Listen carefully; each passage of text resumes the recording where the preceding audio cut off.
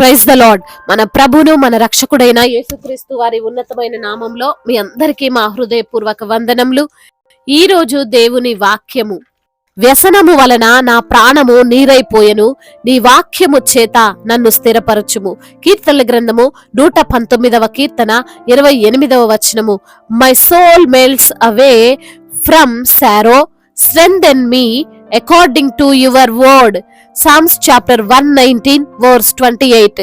ఈ రోజుకు గాను కృపగలిగిన దేవుడు మనకు అనుగ్రహించిన వాక్య భాగమును బట్టి ధ్యానించుకుందాము. ప్రభునందు ప్రియమైన సహోదరి సహోదరులారా, అన్ని రోజులు మనవి కావు, అన్ని రోజులు ఒక్కలానే ఉండవు.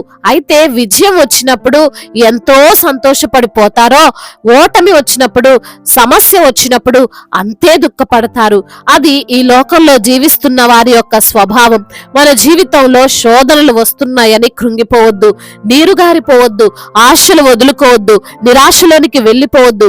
ఆ సమయంలోనే మనము స్థిరపరచబడాలి, ధైర్యంగా ఉండాలి, పరిపక్వతతో ఆలోచించాలి. భయపడుట వలన మనిషికి ఊరి వచ్చును. నీవు నీ సమస్యల్లో భయపడితే, బాధపడితే, ఇంతేలే అని ఆలోచన చేస్తే నీవు ఏమైనా చేయగలవా? పోయిన దానిని పొందుకోగలవా? లేచి ముందుకు నడవగలిగితేనే అద్భుతాన్ని చూస్తావు. ఈ రోజున నీవు కూడా నీ యొక్క శోధనలలో, నీ యొక్క బలహీనతల్లో, నీ చుట్టూ ఆవరించిన ప్రమాదాలలో భయపడిపోయి నీరుగారిపోతున్నావేమో, కృంగిపోతున్నావేమో. దేవాతి దేవుడు నీతో మాట్లాడుతూ నీకు సెలవిస్తున్నాడు. ఆయన మాటల చేత నిన్ను స్థిరపరుచుతాను అని. ఆయన వాక్యము నీకు స్థిరత్వమును ఇస్తాయి, బలపరుస్తాయి, ఆదరిస్తాయి, ధైర్యమును ఇస్తాయి. అలాంటి మాటలు నీవు గైకొని నీ జీవితాన్ని కట్టుకోవాలి.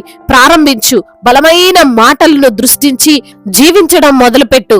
నిరుత్సాహపడి అలానే ఉండిపోతే ఒదిగేది ఏమీ లేదు, పొందుకునేది ఏమీ లేదు. భక్తుడు అంటున్నాడు, తనకున్న బాధను బట్టి, తనకున్న కష్టాలలో నుండి, సమస్యల్లో నుండి, ఎదురైన కృంగుదలను బట్టి వాటిని జయించలేక, వాటితో పోరాడలేక, వాటిని దాటలేక ప్రయత్నించి అలసిపోయి విసిగిపోయి నీరుగారిపోయాడు అని.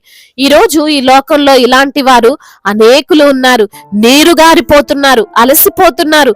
ఉద్యోగములో సరైన ఎదుగుదల లేక, వ్యాపారములో సరైన అభివృద్ధి లేక, నష్టాలతో కొనసాగించలేక, భర్తలో మార్పు రాక, కుటుంబములో సమాధానము లేక విసిగిపోతున్నారు. అప్పులు ఎంతగా కడుతున్నా వడ్డీల వలన ఆ అప్పులు అప్పులుగానే మిగిలిపోతున్నాయి అని వాపోతున్నారు. ఒక్క మాటలో చెప్పాలంటే ఇంకెందుకండి ఈ జీవితం అని చాలించడానికి సిద్ధపడుతున్నారు. అటువంటి ధోరణిలోనికి వచ్చేశారు. అయితే దేవుని వాక్యము వారిని మరలా కట్టగలదు. వాక్యము చేత వారు తమ కుటుంబాన్ని కట్టుకోవచ్చు, ధైర్యంగా నిలవబడొచ్చు, ఆరోగ్యం పొందవచ్చు, తమ కార్యకలాపాలలో, పనులలో ఉన్నతముగా అభివృద్ధి చెందవచ్చు అని భక్తుడు అంటున్నాడు. దావీదు అతనితో ఉన్నవారు తమ ఊరిలో లేనప్పుడు తమ ప్రాంతానికి వచ్చి అమాలేకీలు ఆ సిగ్లాగు ప్రాంతంలో ఉన్న అందరిని ఎత్తుకొని పోయారు, ఆ స్థలమును కాల్చివేశారు అని లేఖనాల్లో మనం చూడవచ్చు. అవునండి, మన జీవితాలలో కొన్నిసార్లు అపవాది ఇలానే చేస్తుంటాడు. మనము ఆత్మీయంగా ఆదమరిచినప్పుడు, మనలో వాక్యము లేనప్పుడు మన కుటుంబం పైన దెబ్బ కొడతాడు, మన వ్యాపారం పైన, ఆర్థిక పరిస్థితుల పైన దెబ్బ కొడతాడు, మన ఆరోగ్యం పైన దండెత్తి పాడు చేస్తాడు, మన బిడ్డల పైన ఆ దుష్టత్వాన్ని చూపించి మార్గము తప్పేలా చేస్తాడు. ఇలాంటప్పుడు మనము ఎలా రియాక్ట్ అవ్వాలి, ఎలా ప్రతిస్పందన తెలియపరచాలి? అక్కడ దావీదు కాక మిగిలిన వారందరూ సాధారణ మనుషుల్లానే ఆలోచించారు, ఏడ్చారు, తమని తాము నిందించుకున్నారు, వెళ్లకుండా ఉండాల్సింది అని బాధపడ్డారు. చివరకు దావీదు మీదకి త్రోసేశారు, చంపాలని అనుకున్నారు. మనం కూడా అంతే చేస్తాం కదా. మనకొచ్చిన కష్టాన్ని బట్టి, మనం చేసిన అపరాధాన్ని బట్టి చివరకు ఇంట్లో వాళ్ళపై ప్రతాపం చూపెడుతూ ఉంటాం. కానీ దావీదు మాత్రం దేవుణ్ణి ఆశ్రయించాడు, దేవుణ్ణి విచారణ చేశాడు. పోతే పోయారులే, మనం ఏం చేస్తామని అనుకోలేదు. దేవుడు ఇచ్చినటువంటి మాటను బట్టి వారిని తరిమి తమ వారిని రక్షించుకోగలిగాడు. దావీదు దేవుని వైపు చూశాడు కాబట్టి ధైర్యం పొందుకోగలిగాడు. తమ యొక్క కుటుంబాన్ని, తమ ప్రాంతాన్ని సిద్ధపరచుకోగలిగాడు. నీవు నీ బాధల్లో, నీ సమస్యల్లో, నీకున్న బలహీనతల్లో వాటి వైపు చూసి నీరుగారిపోవద్దు. తలుచుకొని, నిందించుకొని, దూషించుకొని, ఇంకొకరిపై తప్పు మోపి అక్కడే నిలవబడొద్దు. అలా చేస్తే నీకు నిజ దేవుణ్ణి ఎరిగిన వారికి భేదం ఏముంటుంది? నీవు విశ్వాసి వలె ఆలోచించు, దేవుని బిడ్డ వలె ఆలోచించు, యేసయ్య నామమును ఆశ్రయించు. ఆయన వాక్యము ద్వారా నిన్ను బలపరుస్తాడు, నడిపిస్తాడు, ధైర్యపరుస్తాడు. కృంగుదలలో నుండి తప్పక నిన్ను లేవనెత్తుతాడు. దేవుడు ఈ మాటలను దీవించి మన హృదయములో ఫలింపచేయునుగాక. వాక్య భాగమును బట్టి ప్రార్థించుకుందాము. ప్రతి ఒక్కరు కూడా ప్రార్థనలో ఏకీభవించగలరు. ప్రార్థన. మహాశక్తి సంపన్నుడా, మహోన్నతుడా, కృపా కనికరములు కలిగిన దేవా, జీవాధిపతి, మీకు స్తోత్రాలు చెల్లిస్తున్నాము తండ్రి. అద్వితీయ దేవుడవు, ఆరాధనకు యోగ్యుడవు ప్రభా. నా తండ్రి, అవును ప్రభా, దావీదుకు వచ్చిన సమస్యను బట్టి దుఃఖపడలేదు అయా. మరి తండ్రి, దావీదుకు వచ్చినటువంటి సమస్యను బట్టి నీరు గారిపోయి ప్రభా, నా తండ్రి అయా మీ వైపు చూశాడు ప్రభా. అవునయ్యా, మీ యొక్క సన్నిధిలో ప్రార్థించాడయ్యా, ప్రతిఫలాన్ని పొందుకున్నాడు ప్రభా. అవును తండ్రి, శత్రువులు జయించేటువంటి బలమిచ్చారు, ధైర్యం ఇచ్చారు ప్రభా. అయ్యా, మరి దావీదుకు తండ్రి పోగొట్టుకున్నదంతా తండ్రి మీరు దయచేశారు ప్రభా. ఎంత కష్టంలోనైనా ప్రభా మిమ్మల్ని ఆశ్రయిస్తే ఖచ్చితంగా మీరు సమాధానం ఇచ్చే దేవుడు అని తండ్రి జ్ఞాపకం చేశారు. అదే విధంగా నా తండ్రి, ఈ రోజు నా ఎందరైతే బిడ్డలు వారి కష్టాన్ని బట్టి, వారి ఉన్న సమస్యలను బట్టి, వారి శ్రమలను బట్టి అయా మీ సన్నిధిలో మొరపెడుతున్నారో నా తండ్రి, మీ వైపు తిరిగారో నా తండ్రి, ప్రతి బిడ్డను మీరు ధైర్యపరుస్తురమ్మని వేడుకుంటున్నాము తండ్రి. అనారోగ్య సమస్యతో, మరణకరమైనటువంటి రోగముతో, మరణకరమైనటువంటి వ్యాధితో బలహీనపడిపోయి ఇక మరణమే శరణమని తండ్రి ఈ ఎందరైతే బిడ్డలు ప్రభు మరి నా తండ్రి కన్నీరు కారుస్తున్నారో అయా, గుండె చెదిరిన స్థితిలో ఉన్నారో ప్రతి బిడ్డను మీరు ధైర్యపరుస్తురమ్మని వేడుకుంటున్నామయ్యా. స్వస్థపరిచే దేవుడను నేనే అంటున్నారు ప్రభా. మరణమును జీవముగా మార్చగలిగిన దేవుడవు తండ్రి. ప్రతి బిడ్డను మీరు లేవనెత్తండి. ఆర్థిక పరమైన ఇబ్బందులు, అప్పుల భారాలన్నిటినీ యేసు నామములో కొట్టివేయండి. కుటుంబములో శాంతిని, సమాధానాన్ని, నెమ్మదిని దయచేయండి. భార్యాభర్తల మధ్య ప్రేమను విస్తరింప చేయండి అయ్యా. పిల్లలను తండ్రి మీ యొక్క వాక్య జ్ఞానము చేత పెంచేటువంటి కృపను దయచేయండి అయ్యా. మీ యందు భయభక్తులు కలిగినటువంటి జీవితం ప్రతి యవ్వన బిడ్డకు దయచేయండి అయ్యా. అదే విధంగా సంతానము లేని బిడ్డలను జ్ఞాపకం చేసుకోండి, సంతానమును వారికి దయచేయండి నా తండ్రి. గర్భిణీ స్త్రీలను జ్ఞాపకం చేసుకోండి ప్రభా.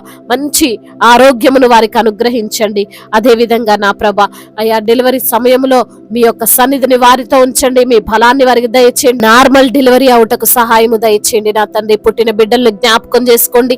ఎటువంటి లోపం, ఎటువంటి అనారోగ్యం బిడ్డలకు రాకుండా మీ కాపుదల్లో వారిని భద్రపరచండి నా తండ్రి. దేశాన్ని, అధికారులను మీరు జ్ఞాపకం చేసుకోండి. సమయోచితమైన జ్ఞానమును, వివేచనను, తెలివిని అయ్యా అధికారులకు ప్రసాదించండి. ఎలా పాలించాలో, ఎలా తండ్రి నడిపించాలో ప్రభువా మీరే వారికి తండ్రి జ్ఞానం ఇచ్చి తండ్రి నడిపించమని వేడుకుంటున్నాము తండ్రి. మీ చిత్తానికి లోబడే మనస్సును, మీ అధికారానికి లోబడే మనస్సును వారికి మీరు దయచేయమని వేడుకుంటున్నాం. అదే విధంగా నా తండ్రి దైవ సేవకులందరికీ మీరు తోడై ఉండండి. సువార్థికులను మీరు బలపరచండి. మిషనరీస్ ని మీరు దీవించండి అయ్యా. మరి తండ్రి అయ్యా, ఎందరైతే బిడ్డలు ప్రభా మీ పరిచర్య చేస్తున్నారో వచ్చే ఆటంకాలు, అడ్డంకులు అన్నిటి నుంచి కూడా విడుదల దయచేయండి.